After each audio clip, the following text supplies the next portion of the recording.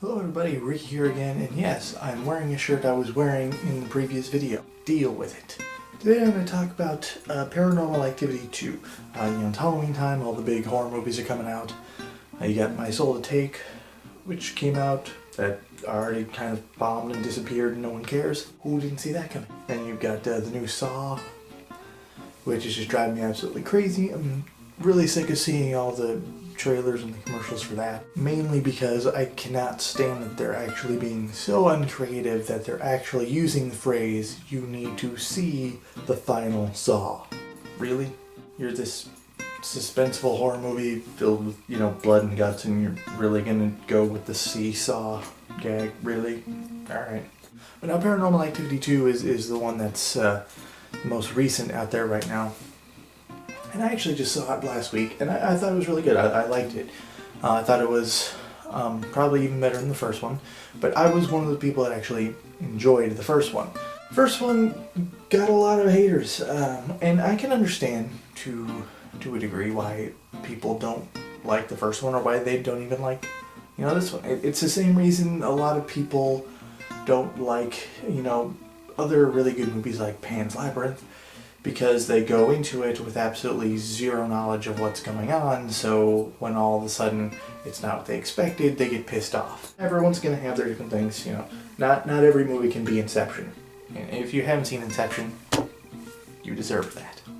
But Paranormal Activity is one of those movies where, people are gonna go into it expecting, oh, ghosts and things and all this stuff's gonna start happening right away. And that's not the case. It's a very slow building process, and for some reason the camera keeps shaking even though it's on a flat surface. Not the movie, but this actual camera right here. But I think that actually is one of the cool things about the Paranormal Activity movies, is that it's more cerebral. It's scary because it attacks you mentally. Anyone that's ever played video games, if you haven't played the Condemned games, check those out. It's kind of the same concept. It's freaky because it kind of plagues on your little fears. It's not so much outwardly, oh my god, scariness. It's, okay, oh my god, what's going to happen now? And then something happens that you usually don't expect. And the first one was like that. It was very slow building, and then it got more and more intense as it got to the end. And I loved that. I thought that was great. And the second one is the same thing. It starts off kind of slow. Weird things happen, gets weirder. By the time it's done, you're like, oh my god, I really hate the fact that I live in a house that has a basement and or attic. And I thought it was very good. I thought it was very well done. I particularly thought the way that it was a prequel within a sequel was kind of a clever concept. But what I want to talk about mainly is, I've been seeing people talking about how, it was this like $3 million movie, and where'd all the money go? I didn't think it took $3 million to make a movie like that. And I'll agree. When you see it, obviously there's going to be some budget to it. The budget is obviously quite larger than the original movie, because I think the original Paranormal Activity was made with, like $8,000 or something like that. Don't quote me on that, but it was made for, by Hollywood standards, a pretty ridiculously low sum of money. But the thing that people have to remember too with movies is, just because it has a really big budget doesn't mean that all that money is actually being put into the movie. It is, but at the same time, a lot of it is spent kind of frivolously. Like, I grew up in Hollywood, and my dad was a tattoo artist, and there'd be times when he would, be hired to design and like paint on tattoos, for movies and commercials and things like that. So I've been to different sets and things like that, and we've known people in, the movie industry that, were like grips and, assistant producers and things like that would tell us about different things.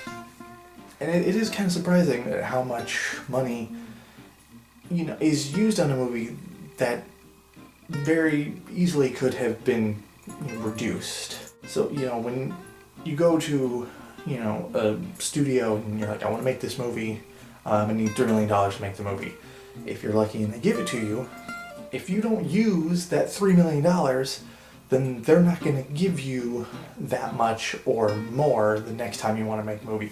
If you say, I need $3 million to make this ghost movie, and you come back and you're like, well, I only needed like, $100,000, here's the rest of it back. Good luck getting that much money from them again for your next movie. So if you have all this money, you got to spend it somewhere.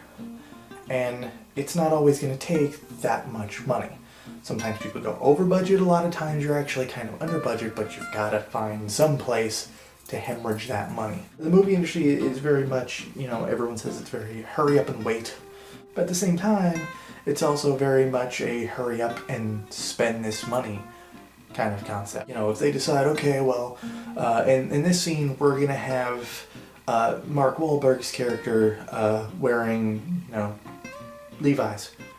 They're not going to just go out and buy one pair for that scene. They're not only going to buy a ton of them in different sizes and styles and colors for the actor, they're going to go out and just buy a shit ton of them just because. Me and my dad knew somebody in Hollywood, and I don't remember what movie they were working on, but they were working on something and they decided, okay, the main guy's going to wear Ray-Bans in this scene.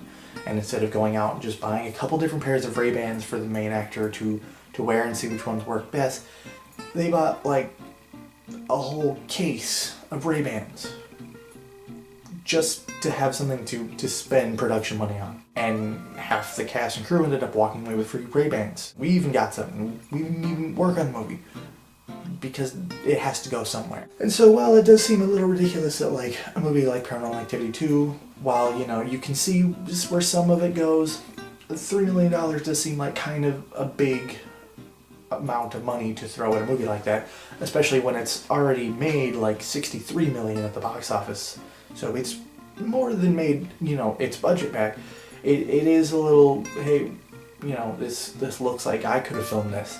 But you gotta remember, that pair of Skechers that someone was wearing in one scene, they probably didn't go out and buy 1 or 2 pairs of Skechers.